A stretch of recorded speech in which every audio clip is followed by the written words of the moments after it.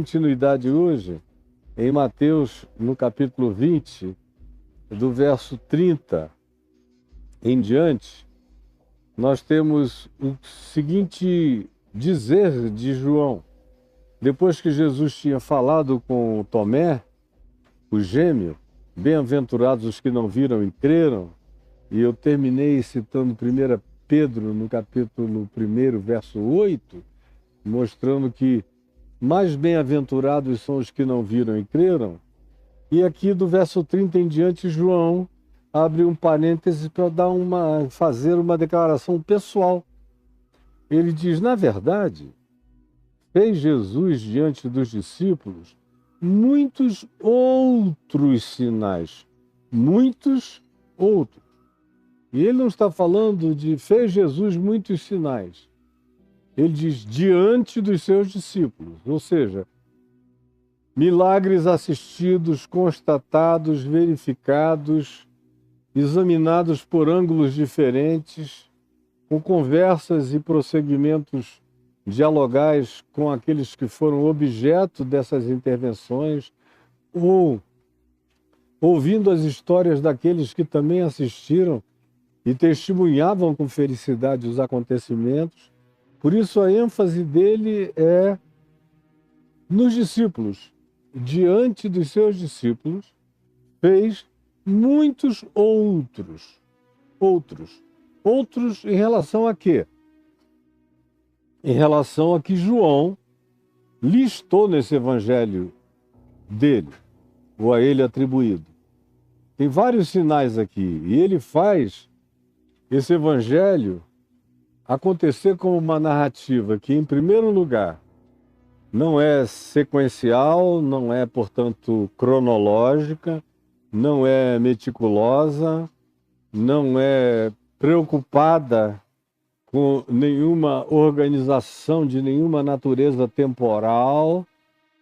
Ele deixa bem claro qual foi o espírito e o propósito da produção do que ele chama de este livro. Este livro, ele não chama nem de narrativa dos evangelhos, como Lucas diz, tendo eu feito a acurada investigação dos fatos desde a sua origem, pareceu-me bem dar a ti, Teófilo, uma exposição em ordem, após verificada a exatidão de todas as coisas, pelo testemunho de várias testemunhas. E aí ele começa a narrativa de Lucas. Não é essa a preocupação de João, é bem mais tempo depois. Ele não é mais nenhum garoto, ele está rodado, vivido. Ele sabe quais são os evangelhos que já estão em circulação, sabe quais são os mais sérios e densos, como o de Marcos, como o de Mateus, como o de Lucas. Conhecia outros textos sem muita apreciação por eles, nem por Paulo, nem por alguns que tiveram experiências mais profundas. Esses evangelhos que hoje estão na moda teológico-acadêmica, desde 1948 para cá, e foi crescendo, e hoje em dia qualquer pessoa, até semi-idiotada, que nunca leu absolutamente nada, não leu nem gibi do Tio Patinhas, não leu nada, mas ouve falar dos evangelhos gnósticos, aí faz postagens na internet. Você sabia que os 4 evangelhos foram uma imposição criada? Lá, lá, lá.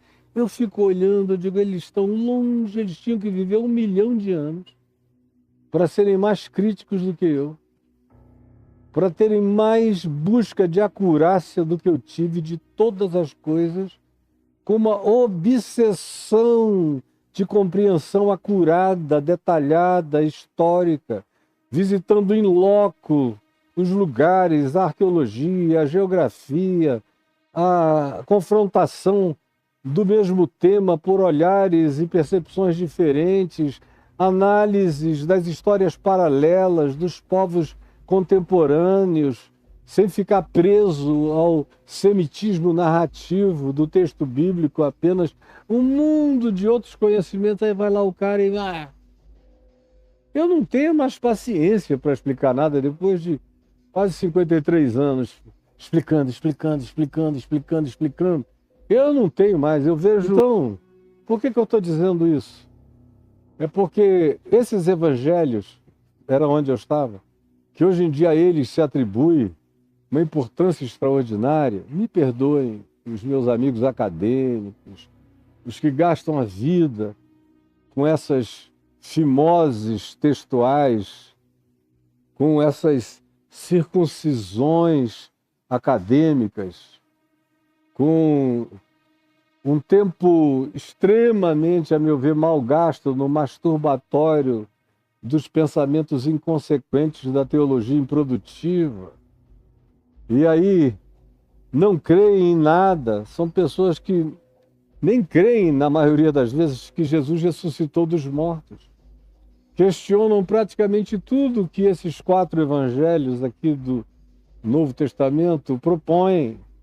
E eles são indubitavelmente, incomparavelmente, disparadamente os melhores, mais sérios, mais cronológicos, mais detalhados, mais coerentes e que se autovalidam e validam testemunhalmente um ao outro quando repetem as mesmas histórias ou quando, repetindo, não o fazem de maneira idêntica, o que traz uma validação histórica muito mais legítima à narrativa historiável e jornalística em si dos evangelhos. Agora, esses outros que foram achados especialmente em Nag Hammadi, no Egito, e na metade do século XX, e que começaram a ser lidos muito devagar, porque alguns deles estavam em estado deplorável, tiveram que aplicar muita ciência tecnológica para fazer as leituras dos textos embaralhados, rasgados, quebrados, e pequenos e curtos. São evangelhos que nem mereciam ser chamados de evangelho. Alguns deles são assim, tipo a carta de Paulo a Filemon. É um bilhete. Há outros deles que são dizeres soltos, de falas soltas de Jesus, falas. Em praticamente nenhum deles você encontra nenhum sinal, prodígio, maravilha, realização de Jesus. Todos eles são evangelhos de produção do final do século II, início do século III, bem antigos, e foram produzidos por seitas particulares. Era como se os adventistas resolvessem escrever o evangelho deles. Os testemunhas de Jeová que escreveram o evangelho deles. Ou o evangelho segundo Allan Kardec. É segundo alguém, segundo um olhar, segundo uma doutrina, segundo uma filosofia, segundo uma perspectiva, segundo uma ordem pré-estabelecida, segundo uma determinação filosófica que já tinha sua conclusão. E o evangelho era uma instrumentalização que tinha que apontar na direção do que eles queriam que fosse a conclusão, idêntica ao sistema filosófico em questão. Na maioria das vezes era o gnosticismo, nas suas 3 principais variantes, que foram os motores, os propellers desses evangelinhos curtos, pequenos, como de Tomé, que são um pouco mais de 100 dizeres de Jesus, a maioria dos quais estão aqui. Estão aqui em Mateus, Marcos, Lucas e João.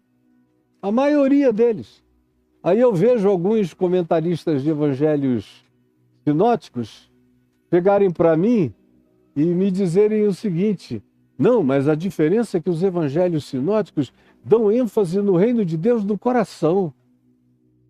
Aí eu digo, pelo amor de Jesus, o problema de vocês é que vocês não leem os evangelhos.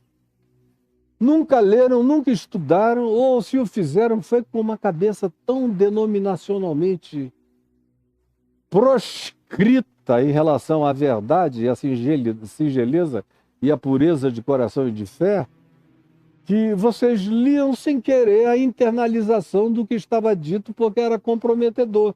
Quando acharam os evangelhos sinóticos que não comprometem ninguém com coisa nenhuma, você pode, a partir deles, desenvolver o estilo de vida que você desejar, em qualquer direção, porque eles não têm roteiro de vida, não são caminho, verdade e vida.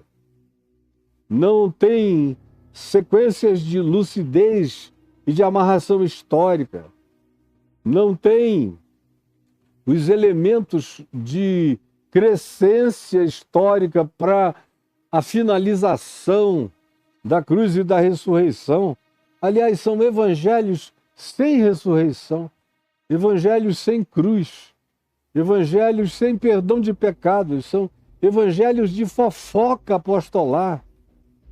É Pedro com ciúme de Maria Madalena, porque, segundo aquele evangelho gnóstico, Jesus dava atenção especial a ela, e eles insinuam, num texto que está faltando, que ficou rasgado e nunca se conseguiu recompor, diz então Jesus beijava, intervalo, Madalena. Aí eles completaram, beijava a boca de Maria Madalena. Logo, por ser um texto de natureza gnóstica, Jesus era amante, ou marido, ou namorado, ou ele e Madalena dormiam juntos, tinham uma relação de mestre e discípula que carregava uma intimidade diferente, e para os gnósticos isso abria interessantemente todas as portas de licenciosidade, dependendo da linha gnóstica que fosse, em várias direções, ou aquela outra linha que dizia que tudo que se faz do corpo nunca é bom, é sempre mal, e que o que se faz do espírito é que é bom, e que, por outro lado, tem uma dicotomia, o que se faz no espírito não tem implicações sobre o comportamento e a existência no corpo, e o que se faz com o corpo não tem implicações na dimensão do espírito. Então, a partir dessa esquizofrenia, você pode ser um puto, promíscuo, canalha, safado, de uma variedade enorme de promiscuidade, ao mesmo tempo em que, se você aprender as últimas lições dos mestres dos segredos ocultos do gnosticismo, você evolui como numa maçonaria para grau 33 daquele nível ali.